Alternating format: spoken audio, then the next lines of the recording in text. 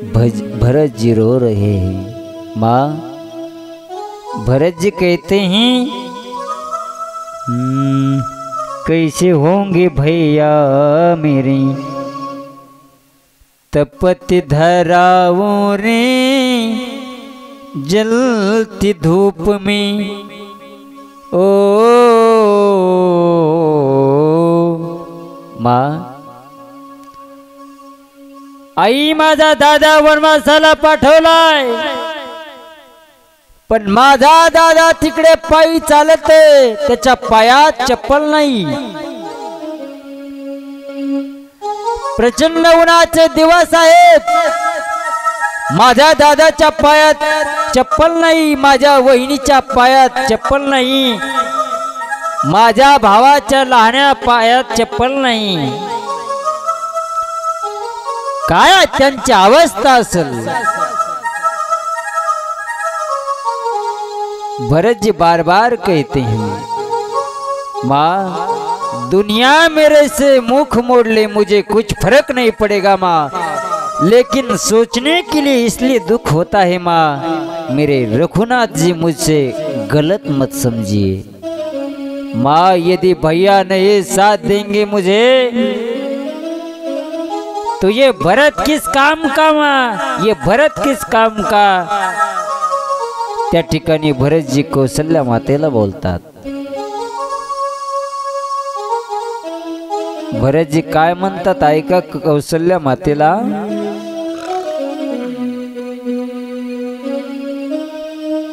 डर लगता ही भैया मुझे अब कभी ना अपनाएंगे, अपनों हृदय का शीशा हम कैसे निकाल के दिखाएंगे, कैसे सहेंगे लंबी जुदाई, जब जब याद पडे रघुराई।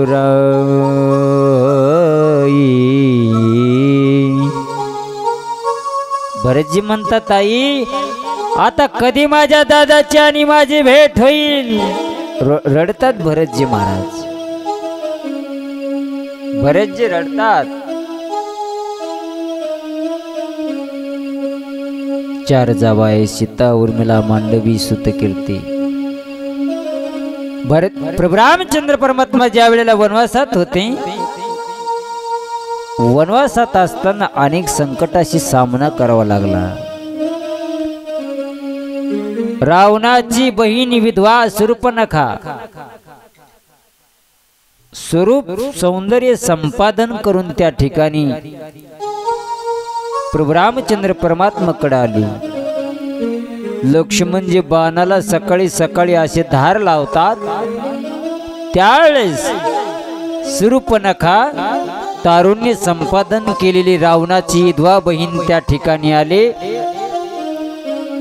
एका बाजूला सीता माता आहेत, एका बाजूला लक्ष्मणजी बाणाला धार लावतात आणि एके ठिकाणी प्रभू रामचंद्र परमात्मा बसलेले आहेत।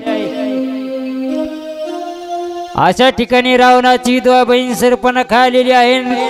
काय म्हणते, आजपर्यंत मी असा तुमच्यासारखा आदरूप असा योग्य पुरुष बघितला नाही, आणि माझ्यासारखी सुंदर स्त्री तुम्ही आजपर्यंत बघितली नाही।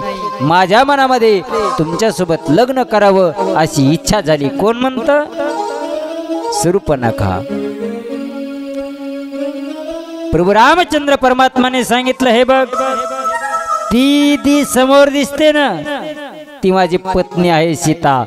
शीत ही चीत ही कहू प्रभू पाहता, ती माझी पत्नी आहे सीता। तो जो समोर दिसतो ना, तो माझा भाऊ आहे। जा त्याच्याकडे, त्याचंही लग्न झालं नाही। आता मला सांगा महाराज, त्याचं लग्न झालं होतं का नाही हो? लक्ष्मणजीचं झालं होतं, पण ही विधवा असून सांगते कुवारी, मग माझ्या भावाचं लग्न झाल्याच्या नंतर मी का सांगू नये? प्रभूने विचार केला मनामध्ये। ती लक्ष्मणजीकडे गेली आणि लक्ष्मणजीला म्हणते, तुमच्यासारखा आदरूप असा योग्य पुरुष आजपर्यंत बघितला नाही आणि माझ्यासारखी सुंदर स्त्री आजपर्यंत तुम्ही बघितली नाही. लक्ष्मणानं सांगितलं, अगं तुला राजासोबत लग्न करायचं का प्रधानासोबत लग्न करायचं? राजासोबत जर तू लग्न केलं तर राजवैभवात राहशील आणि नौकरासोबत सेवकासोबत लग्न केलं तर तुला त्या राजाची सेवा करावं लागेल. कारण का, मी हे बघ सकाळी 4 वाजता उठतो, माझ्या दादाला कंदमुळं आणून देतो, फळं आणून देतो, माझ्या बहिणीला फळं आणून देतो. मग तुला माझ्यासोबत 4 वाजता उठून हे कामं करावं लागतील. झाडून काढणं, साफसफाई करणं आश्रमाची, हे करशील का?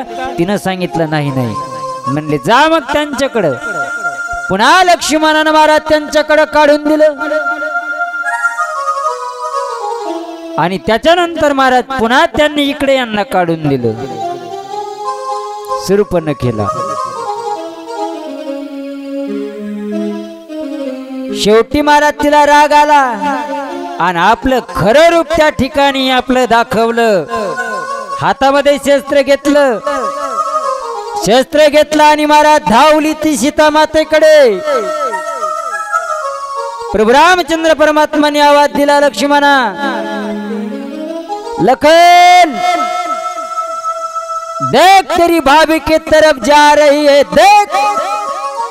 बाणाला धार लावत असलेले महाराज लक्ष्मणजी दाड दिशी उठले आणि तिचं नाक आणि कान कापलं आणि पळत पळत पळत पळत पळत पळत ती तिच्या भावाकडे गेली. तिचा भाऊ कोण होता? रावण. लंकेश लंकेश लंकेश, क्या हुआ बहन जी? अरे तुझे दिखता नहीं, मेरी नाक कान चली गई तो भी पूछ रहा है क्या हुआ? आपल्या भावाला काय म्हणते बघा. लंकेश, नीति बिगर राज नहीं टिकता, धर्म बिगर धन नहीं टिकता, अविवेक हो तो विद्या का नाश होता है, कुसंग से संन्यास का नाश होता है, अहंकार से ज्ञान का नाश होता है और मदिरा पान से खानदान का नाश होता है. तू मदिरा पान कर रहा है. बहिणीनं भावाला सांगितलं, तो इथं दारू पेत बसला